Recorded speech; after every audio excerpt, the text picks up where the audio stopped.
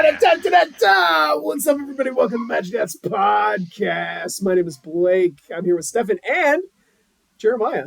Hurt, Jeff. Hi. I have not, nobody has said that to me in a long time, and I would like to kindly ask you to shut your mouth. Hurt, Jeff. That's not going to happen. How's it going, guys? Yeah, Jeremiah's here with us. Yeah. I'm here. He's a dad. He's a magic dad, and he's here. He's been an unofficial magic dad for so long that like we finally put a ring on it. We locked him down. He's with us now. He's part of our polycule. I'm waiting for my ring. Oh boy. So, oh my gosh, dudes. Let's talk about brewing a. Well, it's Tuesday. It's Tuesday when this video comes out. It's not Tuesday it is true. right now. Yeah. It's Tuesday. It's Tuesday. Brewsday. Drink them if you got them. I have a diet Dr. Pepper. I finished my beer and threw it away already. Oh, sorry. Rest in peace. Yeah, I have a fridge next to me. I can grab another one. Yeah, do it. I have a delicious pineapple vodka. It's got some fresh basil and it's so good. I'm a teetotaler tonight. I get heartburn if I drink too late because I'm 38 years old. Hey, I'm 41, buddy. Yeah, I mean, heartburn. I mean that sounds like a skill issue, to be honest. It's true. I need to really up my game. I should start pounding beers. Yes, you should start pounding beers right now. Right now, I don't have any beers in my house. So it's Tuesday Brewsday, and what I mean by that is let's make a Canadian Highlander deck. So this is something this was Stefan's idea. This deck that we are about to dive into. This is Stefan's idea. I mean, Jeremiah's been talking about it for quite some time as well. And there's all these like ideas formulating in everybody's head, and you just want to put something on paper and see what this looks like. Yeah. And to be clear, I got about 70% of the way through this deck, send it to you, and you were like, no, start over. What I said was, there's too much weird shit in here. I can't make sense of this. I believe it was just start over. And then my intent was, like, instead of going through this 72 card list and being like, cut this, cut this, cut this, cut this, cut this, we could just start over from the beginning and build it up from there. Because, like, when I came in, you were already 75% of the way there, and I was like, I don't have any input on this. Yeah. And to be clear, I had some really rancid cards in there that was like, let's take a step back. I don't know if there was anything that was rancid. I didn't even get to look at the list because you tilted before I even got to click the link. So the moment I clicked it, it just went to 404. Yeah, and, I deleted it. I deleted the deck. I was so ashamed of it. I was like, I wanted somebody to be like, oh, you did a great job, Stefan. We're really proud of you. And Blake's like, this artwork's crap. Don't go into art college. And I'm like, and so I just dumpstered it. And I was like, you know what? You're right. Let's just start over. Yeah, I don't know. Oh, wow. Okay, so what is the deck? Okay. So we've gotten a plethora of new cards that feature one of our favorite tokens, and this comes from both the new Eldraine set, Wilds of Eldraine, as well as the Lord of the Rings set, where we are getting a ton of new food interactions. Foods, glorious foods. Yeah. And basically, people have sort of talked about like. I think the guys on Loading Ready Run had talked about how this is a potential new deck. And there's probably about two dozen different ways to go with it, but we're going to look at what is the way that it functions best and what the game plan is for it. Because like food tokens, that's the game. I think as with any sort of like theme deck that I make, the first question, or one of the first questions that I always ask myself is, what are the best ways to do this? So in this case, it would be, what are the best ways to make food? Right. And we're going into this, we're completely building from the ground up. So we don't have any color pairs in mind. It could be monocolored, 2-colored, 3-colored, 4-colored, 5-colored. It's whatever. We're just simply going to ask ourselves some questions and put something on paper. So, what are the best ways to make foods? You talk about color combinations, but you have to play green if you're going to play foods, right? Correct. I think so, yeah. Yeah. So, you get the goose. Yeah, the goose, peregrine. is whenever you make any other kind of token, you make a food. Yeah. And it Peregrine, has Pippin. it just Yeah. it's a what is it? It's 3 mana. Uh, Is it? Peregrine Is it? Took. It's Peregrine. Okay. Peregrine Yeah. Took. Yeah, it also has an additional activated ability that says sacrifice 3 foods to draw a card, which I think is very funny because the activated ability says sacrifice 3 foods instead of so like it pluralizes the token in a way that is not grammatically correct if used as a word. But yeah, sacrifice 3 foods to draw a card, and like if we're producing a ton of food, then this just becomes a draw engine. Right. Okay, Which is so insane. Gilded Goose, Peregrine Took. I mean, when somebody says food, the first thing I think of is Oko, Thief of Crowns. I mean, if you want to play good cards, that's probably Yeah. the best. Card is absolutely insane today, tomorrow, and yesterday. And the reason that Sultai was sort of like on my radar right away was because of 3 cards, and the 3 cards are Oko, Thief of Crowns, Cauldron Familiar, which has which lets you spend food appropriately, and the Goose. And so those 3 were like, okay, what 3 colors are we looking at right now? All right. And I'm not saying that we want the Cauldron Familiar necessarily. I do think the black is good. It got a lot of really good stuff. All right. So let's just look at ways to make food for now. Sure.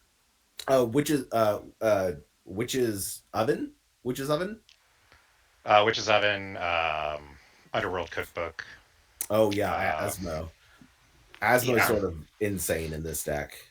Well, okay, so like one of the things that like my initial reaction was when you showed me that list was like you had 2 ways to be able to cast Asmo in a 100 card deck. You had 2 ways to be able to cast her. You don't need to cast her. How are you going to get her into play if you don't cast her? Finale of Devastation. X0. Yeah. And also Survival of the Fittest. So there's a modern deck. You had Survival of the Fittest, and you had the cookbook itself. Those were the only 2 ways you had to cast Asmo. Which the reason that Asmo is so powerful, and this is another reason that I play like Fiend Artisan in decks with Asmo, is you can activate Fiend Artisan X0, sacrificing a creature and paying a hybrid green-black, and just go get Asmo, put her directly into play. Okay, so she doesn't actually make foods, though. No, but she gets you the cookbook, and the cookbook gets you foods. Right. So she's effectively a tutor for one of the best ways. All right. Well, she eats your foods. She doesn't make your foods. She's in the deck now, so yeah. So you have a Tough Cookie, Knight of Sweet's Revenge. Are we okay with potentially Farmer Cotton? Do we like cards that are food? Like Sir Ginger? Sir Ginger or Ginger Brute? Okay, hang on. Go back. Knight of Sweet's Revenge, Tough Cookie. Knight of Sweet's Revenge is a payload card. That card seems insane. It makes all of your foods. It makes all of your foods into Mox Emerald. Like it's like Urza for foods. Oh yeah. Yeah, I think Knight of Sweet's Revenge is the reason to play the food stack right now. Correct. Because it makes the mana and because it gives you a win condition on top of making the mana. So there's another card that I want you to consider that doesn't technically make food per se. It does, but it doesn't make just food, and that's Academy Manufacturer. Yeah, that card's cracked. Yeah, and I think that if you get Academy Manufacturer, which is very good for a couple different reasons, there's another way that you can get Asmo in play, and that's Unearth, one of my favorite cards. And a lot of your creatures are going to be able to Unearth. Samwise Gamgee, right? Samwise Gamgee is another card that makes food. Yeah. I just dropped the link to you two, so you can both follow along. Excellent. So I think part of Samwise Gamgee. Mm-hmm. So right now we're in 4 colors pretty firmly. Yeah. Trail of Crumbs. Trail of Breadcrumbs, yep. Experimental Confectioner. This is a big one. Yeah. So if you haven't seen Experimental Confectioner, this card combos with Peregrine Took. If you have three foods, and Peregrine Took in play. Experimental Confectioner is a they can see it on their screen now. It's a 3-mana 2/3. When it enters, you make a food. Right. You can sacrifice a food to make a 1/1. Nope. It's not. You can sacrifice whenever you sacrifice a food, make a 1/1. Yep. So, and then if you have Peregrine Took in play, you'll sacrifice, what is it, 3 foods? 3 foods. Sacrifice 3 foods to draw a card, so that will net you 3 rats, which will only make 1 food token. It'll make 3 food. How is it recognizes every one of those tokens coming into play and makes 3 food with them. Because it's 3 separate triggers. Correct.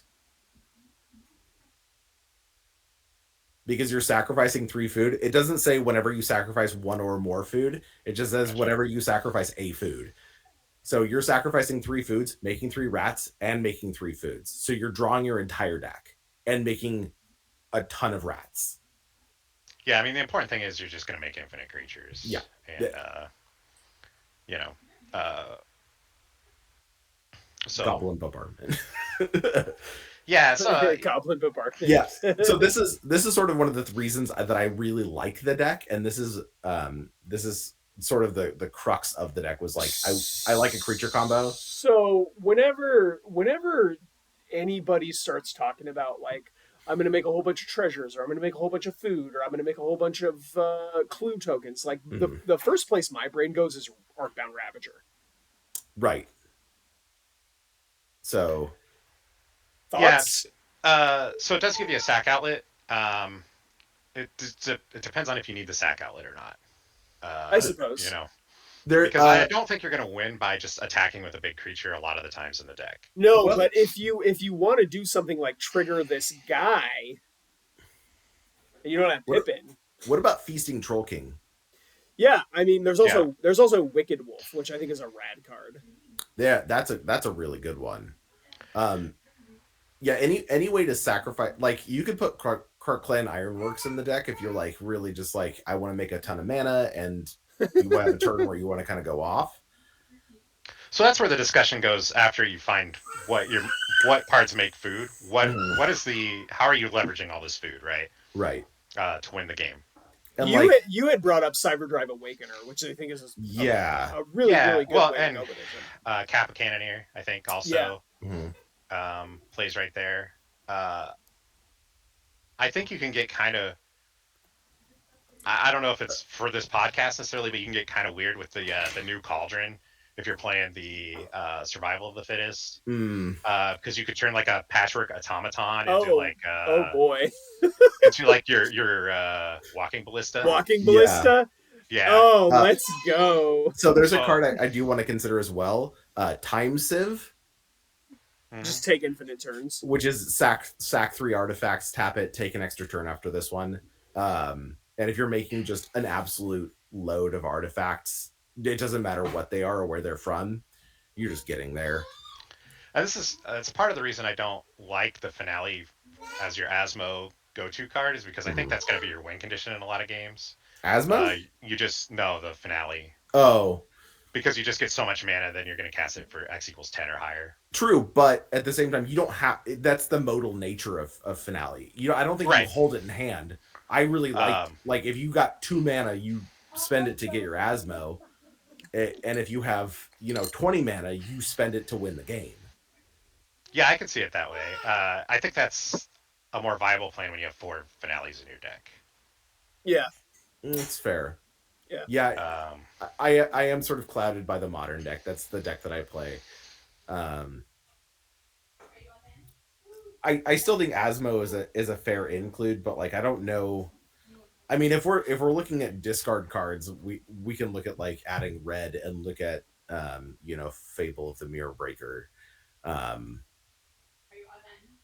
Just as far as I don't think you need to do that. I think you can go to blood tokens and stuff too, like Blood Fountain or make more tokens. Yeah. I like this. Yeah. Okay, so Blood Fountain itself is an artifact. At this point, are we looking at Disciple of the Vault then? I don't know. I'm not entirely opposed to it, but I don't think the card is particularly Okay, powerful. okay. I just Um, like the idea of like, in certain situations, obviously that card is just going to end the game. But like mhm. as far as like being a part of a cohesive strategy, I don't think it really has a place. We are not a Um, Tog. Senrith Steelseeker. That guy's Oh, Sarah, Yes, yeah, yeah. Sarah Steelseeker. Yeah, I mean, we're obviously on Urza Saga here. I think that's a pretty clear one. Um, and I think Academy or Tolarian Academy is a totally fine include from a points perspective. It's 1 point. It's probably going to produce upwards of 20 mana. And if we're going to win with finale, like win with finale, What is the? There's a new card that's basically Saren Steelseeker from the new Eldraine set. It's very very similar. I am Two mana green unfamiliar. guy. I oh, believe it's it's like an archivist, I believe it's a some kind of rare. archivist It's or a something like rare, that. yeah, Elvish Archivist. Yeah, something like that.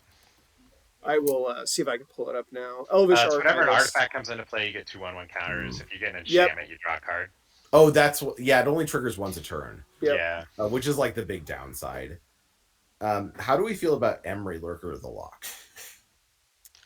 I think it just kind of depends upon how many artifacts end up being in the deck. Yeah. Yeah, we need that. I do The think problem is Urza's there's an no. auto include though, right? Like, Oh Urza, yeah, yes. yeah, yeah. it's just like your second Knight of Sweet's Revenge, I essentially. I think you could easily win with the Urza construct tokens. That's just a way to Right, win. right. If they get out Well, of even just hand, being able to spin Urza when you're making this much mana is And then like probably. okay, so yeah. like are you also including like cranial plating and um Mm, what is the other one called? The other cranial plating. The one that has a living weapon on it. Yeah, the one that has yeah. living Yeah, weapon. I can't remember Nettle what it's called. Cyst. Yeah, there Nettle you go. cyst, yeah. Yeah. These are good cards to include for now. Like they're kind of, Nettle Cyst itself is kind of expensive, but like it comes with the body, so maybe it's just good. Like you're just making enormous. It's an undercosted enormous beater that you can attach to another beater. Um, what else is in the Yeah, if you Pip- oh, if you want Pippin, if you want Warden to of Isengard. if you want to take Yeah, a yes, that card's crazy. If you want to take a look at what I've got so far in the deck, I did drop the link in the chat Yeah, there let's take a for look. you too. yeah, I've got it pulled up here. I think actually, Tyvar Jubilant Brawler is really good in this deck. Yeah, yeah. Giving cards, giving activated abilities. Yeah, and just being able to, if your Asmo's in the yard, you can just put it back into play, right? Because the converted mana cost is less than 2. I've sort of preached the benefits of this card a lot, and I got poo pooed a bit. But I think just the recursive nature of things. I mean, are we on? Let's hold off on like the value cards because like we're not going into grist or like like those are cards that'll probably get included later. Um, but I'm sort of stifling myself here. I don't want to start adding Uro or anything like that. Yeah, just generically good cards. Yeah, Yeah, I mean, you know. sort of easy to do. Um, Um, yeah, Pippin Warden of Isengard. This was a J ad. I think the card's nuts, Yeah, it especially if you have a is. Tyvar, Yeah. or some way to give it haste. Like, Hmm. So you just automatically put Mary in there too, right? Then I don't know. I'm not 100% certain we're playing white. okay, Well, that's Samwise Gamgee, that's maybe. fair. He yeah, I mean, That's the it only just makes that's the only white card that I'm like it just makes the sort of in Pippin on. draw a card. Yeah, but like I think Yeah. it's I think it's pretty busted on its own. It's true. It doesn't need to draw a card. Yeah. Like do we even need Sam like I like Samwise, but if we're not in white, I'm comfortable with that. Yeah, I mean, this is more just like a brainstorming list, more or Yeah. less. Yeah. So let's see here. And I think probably the way we're moving right now, it's more about a massive game objects rather than Yeah, a combo a combo. situation. Yes, I agree. Yeah. Now that doesn't mean you will still have the confectioner and Peregrine in there, which means you should probably also have Chatterfang. Oh yeah, that's that Um, and then it starts to get like, okay, how far down this hole are we going? Are we going to play Scurry Oak? I don't know. uh I don't think that we're necessarily going that far down the Right. down the rabbit hole. Scurry oak is whenever you put a counter on it, you gain a life, No, it makes It's squirrel or it tokens. makes it's a the one that squirrel. it combos with rosy cotton. It's the one that makes infinite squirrels with rosy cotton. Okay. Yeah. Let's see what else. There's so Fierce Witch Stalker. That one's oh no, that's the it's Wicked Wolf is the other one. Um, I do think we play Feasting Troll King, and that's yeah. probably Feasting Hobbit too. I Uh, oh a gingerbread cabin. yeah. Um, There's a bunch of just incidental uh food token creators. yeah, there's like mini partings, which is probably not terrible. Yeah. It's just like Um, 1 mana to make a food token. Oh, it's 1 mana, get a basic land, make a food token. Hollow Scavenger. Hollow Scavenger is a common. It's a 3/2 for 3 that has an activated ability of 1 and sacrifice a food. It gets +2/+2 until end of turn.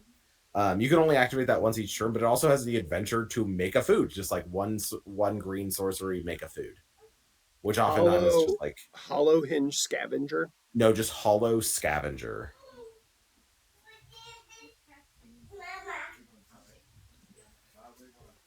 Um, there is also Guillaume Master Chef. This is from Strixhaven. Yeah, this is Spencer's favorite commander. Oh, Guillaume is. Yeah, He's the most Cajun commander, that's for sure. his deck has been getting pretty insane with it lately. With a Bola Citadel and a Villas in it, and it just goes crazy. Now we're talking. Yeah, That's a good soup.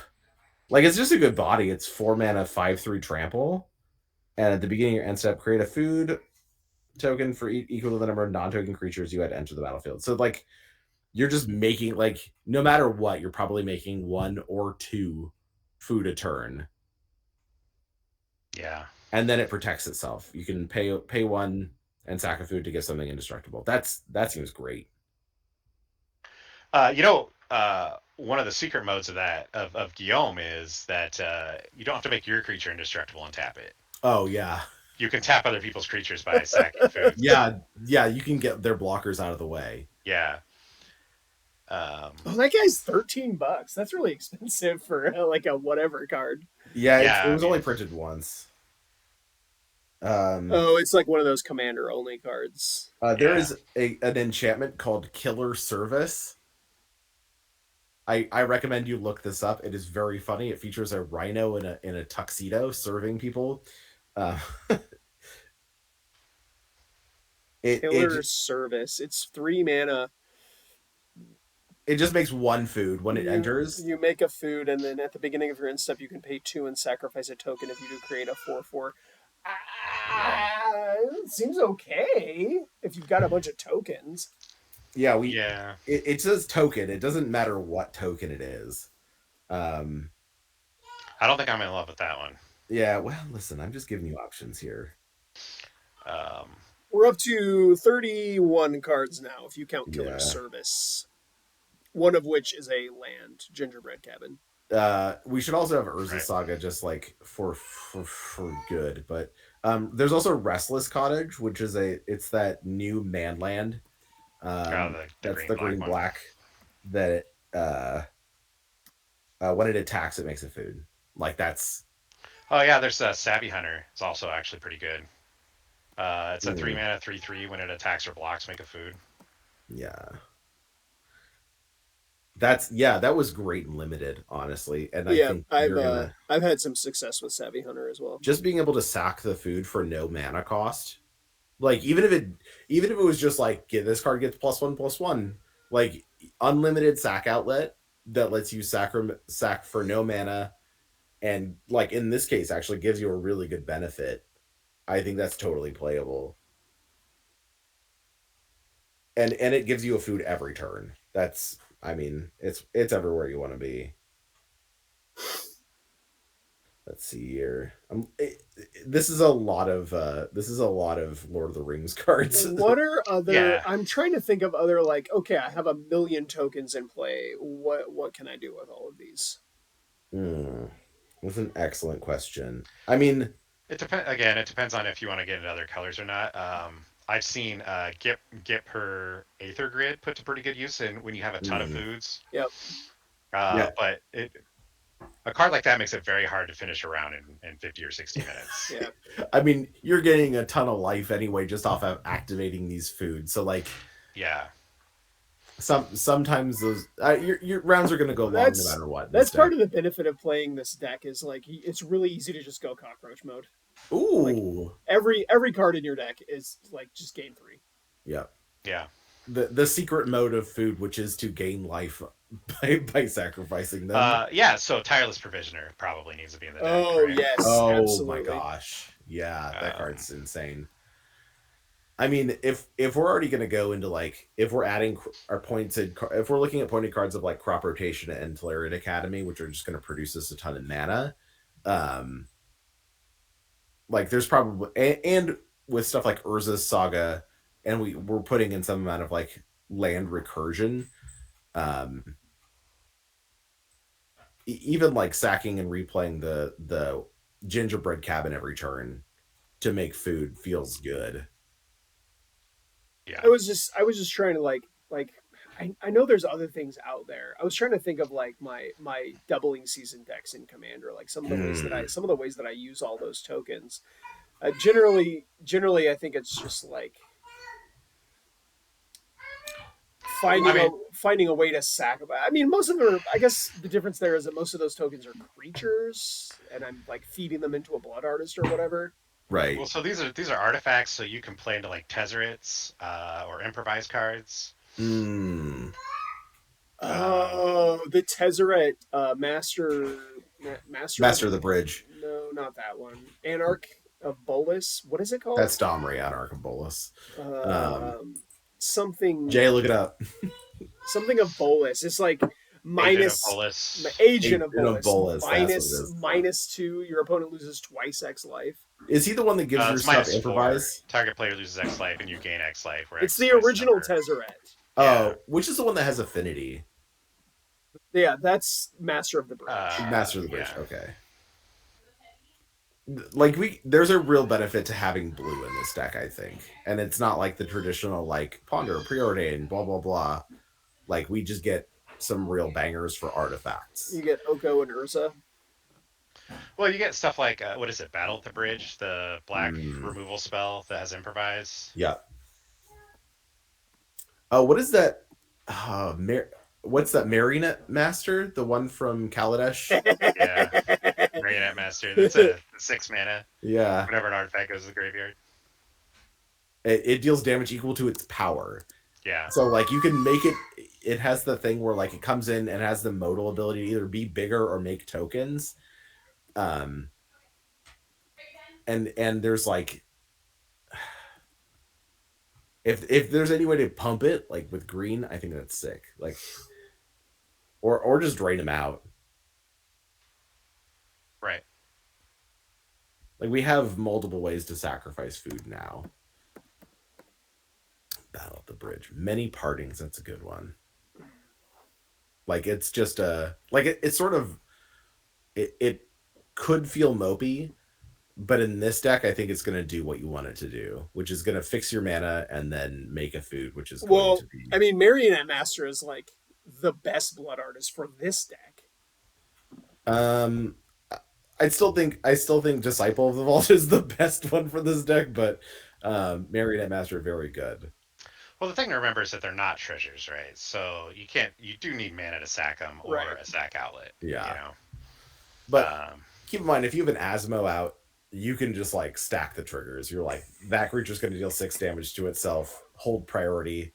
That creature's going to deal 6 damage to itself. yeah. And we have a bunch of those. I mean, are we how in are we on artifacts here? Like, we're not doing anything with like Tinker, right? I don't hate that. Yeah, I don't know. Just throwing that out there. I mean, Like like, Kappa so Cannoneer.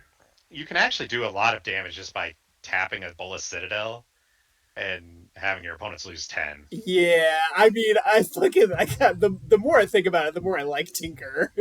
Yeah. A Bolus Citadel win by sacking 10 permanents. Yeah, because you're just making a ton of permanents, right? Imagine having the Bolus Citadel out there, and you also have that the experimental confectioner. So you make 10 rats that you can then sacrifice next turn. Or look at it this way: you play a Manamo, so you can untap the Bullet Oh Citadel. my god! Now we're getting a cake. Now we're getting a cake mode. Like, we're going X Games mode. I'm real pleased that I bought that foil Manamo a couple months ago. That card is just getting better and better every set that comes out. And like, yeah. even that being said, this has to be one of the worst Tinker Citadel decks you could possibly build. No. Let's just put that out there for the people so that they know we're keeping it real. Okay. Listen, real talk. There's better ways to play Tinker, guys. Yeah, and Bola Citadel. And, are there more fun ways to play them? I'd be hard pressed to find one. Would you like to take a 20-minute turn and maybe not win? This might be the deck for you. Listen, you're gaining life already. Like, you're using this food to gain life, and so the Bolus's Citadel value is going to go up because you, like... And, like, all right, so here's another way to play Asmo. Bolus's Citadel. You pay 0 life to put her into play from the top of your deck. Yeah, I mean, there's a lot of things you can do with the Citadel. They're not the best things you could be doing with the Citadel. Yeah. But hey, we're brewing a whole new deck here. But I do think that this has to, like, the deck itself has to revolve around artifacts in a meaningful way. Yeah, or just sheer game objects. Yeah, that's like the downside to not being in white is like you don't get Bunnicorn, and like Bunnicorn would be enormous. At the same time, so play white. I don't know. I mean, there's an argument for every color, like. I think you can turn on Metalcraft fairly easily, So if you want to look at that kind of stuff, I don't know. I mean, yeah, like Mox Opal is sort of a rad card that we all should play. It's one card though. It's one card. Yeah. I'm more intrigued by the improvised stuff. So you got like Whir of Invention. Ooh, right. Yeah. This is sort of in the same Tinker plan too. And like me, you know what I always say, like the more unpointed tutors you play in your Canadian Highlander deck, the better your deck is. Yeah. Oh, so that's a whole nother thing though, right? Like one, we've got Affinity. And the bargain cards, the new bargain cards are crazy with food. Right. Beseech the Mirror is going to be at its best. Yeah. Another way to play Asmo, Beseech the Mirror. Yeah, I'll sacrifice this Mox and play 4 mana. I'm gonna go get this Asmo out of my deck and cast it. Yeah. Your opponent is like, I don't sense any sarcasm in what you just said. Your opponent is like, I'm not dead then? No, but your creatures are. I've got 20 food. Every creature is about to deal 6 damage to itself. Card is $50 now, by the way. Oh my god. Which one? Beseech the Mirror. Oh, I told you, man. I told you to buy that one. That I have built right now. Okay. Are you ready for a card? Yeah. Universal Surveillance. Oh man. Is that a 4 mana enchantment? Because I'm probably out. It's a sorcery. It's a 4. I don't know what it is then. It's X3. It's X blue with improvise. Draw X cards. Oh, that card. So if you have all this food, dump 3 blue into it and draw 14, 15 cards. It is sorcery speed. The triple blue probably going to be a little rough. I mean, alternatively, you've got like reverse engineer, which is basically the same thing, except it's a set 3 cards. I mean, you have if you really want to start going down that hole, you can just go Thoughtcast and. That's kind of what I was thinking about before. Is like those cards seem pretty good. Thought Monitor, just the Thoughtcast. Yeah. I mean, if we're going into all these cards, are we playing up the Beanstalk? How much? Yeah. Oh my god. We can call this deck English Breakfast. Full English. I like Bangers and Mash. Bangers and Mash. Full English. Yeah. There's not as many improvised cards as you would imagine. Not good ones. No. Yeah. There is the inspiring statuary that gives non-artifact spells improvise, but Yeah. I don't know that that's like it's sort of like a do nothing card. It's 3 mana for an enchantment, an artifact that doesn't do anything. Beans? Beans, yeah. Beans is 2 mana. No, I'm talking about inspiring statuary. I Yeah. don't know what that is. It's an artifact that's if for 3 mana it just says non-artifact spells you control have improvise. So it genuinely doesn't do anything. Like it can pay for an improvised portion of the cost. Um, So, how many cards did we end up getting here? We've got 42 so far, but I know some of these are kind of weird.